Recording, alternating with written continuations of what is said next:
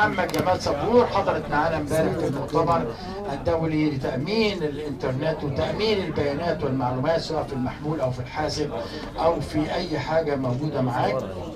حضورك كان مشرف وصورتي وعملتي وخدت اسامي الناس وعملتي تشريفه رائعه.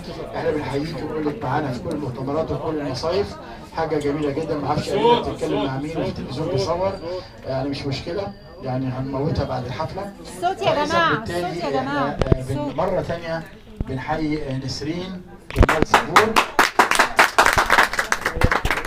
نسرين شعورك النهارده بتتكرمي ثاني مره، امبارح في الفندق والنهارده هنا. لا امينه المدير بتاعك بيبعت لك. أكيد فخورة جدا طبعا بكل الفعاليات اللي بتتم عن طريق المؤسسة، وإن احنا يعني بنرتقي في أماكن أفضل باستمرار، ويعني بنروح أماكن مشرفة لينا جدا في تاريخنا، سواء تاريخنا في التطوع أو تاريخنا المهني بيضيف لينا وكمان معلومات. وامبارح بالذات أنا اتشرفت إن مصر الجهاز المخابرات بتاعها أثبت لنا حاجات يعني من أقوى مخابرات العالم.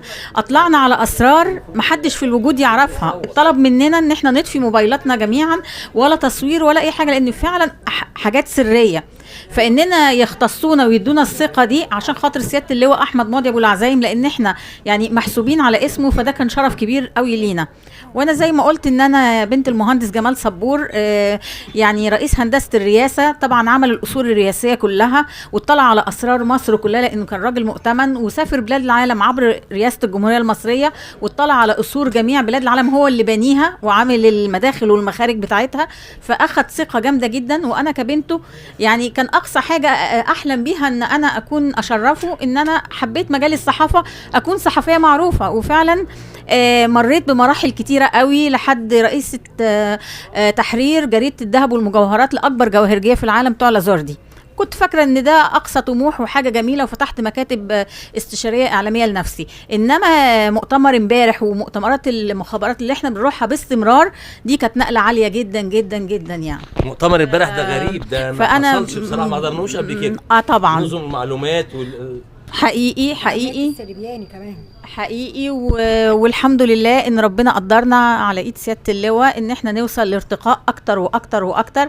ان كنا احنا بنحمل اسم فخورين بيه، فاحنا النهارده بنحمل كمان العضوية والاشتراك، وان احنا ابناء سيادة اللواء احمد ماضي ابو العزايم، وابناء سيادة اللواء عصام الدين ماضي ابو العزايم، واحفاد سيادة الامام محمد ماضي ابو العزايم. فده احنا ازدادنا شرف فوق شرف فوق شرف. المعلومة اللي فهمتيها امبارح من المؤتمر ايه بالنسبة للتليفون المحمول؟